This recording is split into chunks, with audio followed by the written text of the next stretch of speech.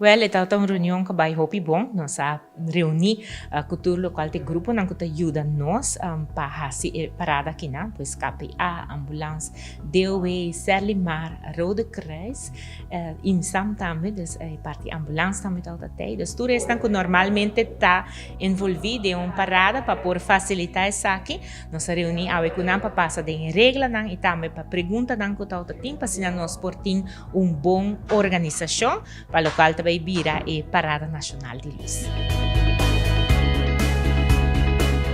Seguro que sim, nós estamos contentes com nós por conta com cada de nós e serviço que nós também brinda para por facilitar a parada aqui. Bueno, a reunião vai tremendamente positiva, no ambiente muito bom. O departamento não vai ser envolvido durante a parada aqui. Tour está presente e nós tour a vociferar local com nós tour que tende, que vai ter tremendo teamwork para assim por garantizar que tudo está bem bom.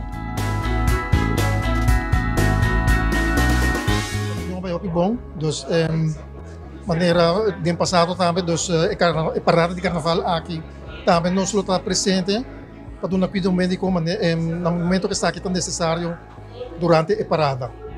Dus nós lutamos com 3 ambulâncias, com nos bike team, rapid responder e nós esperamos a cooperação de todas as gente que vai participar e vai lá para dar nosso espaço para nós por dar cuidado médico profissional. Tremendo reunião, Selimar seguro está claro para dia 26, é Parada Nacional de Luz em Demecha. Nós queremos encorajar toda a gente para fazer uso de nossos containers com o de caminho para manter a rua limpa. É algo positivo e bom pé.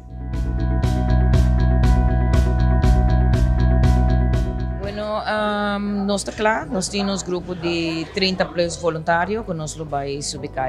Normalmente nós temos hora de parada de carnaval, dus nós também temos um grupo que está junto com a parada, em cada grupo, cada banda, nós temos grupo de Cruz Corá, nós temos também rapid Ribapia, nós temos 2 autos na banda com material e também mestre de uma assistência.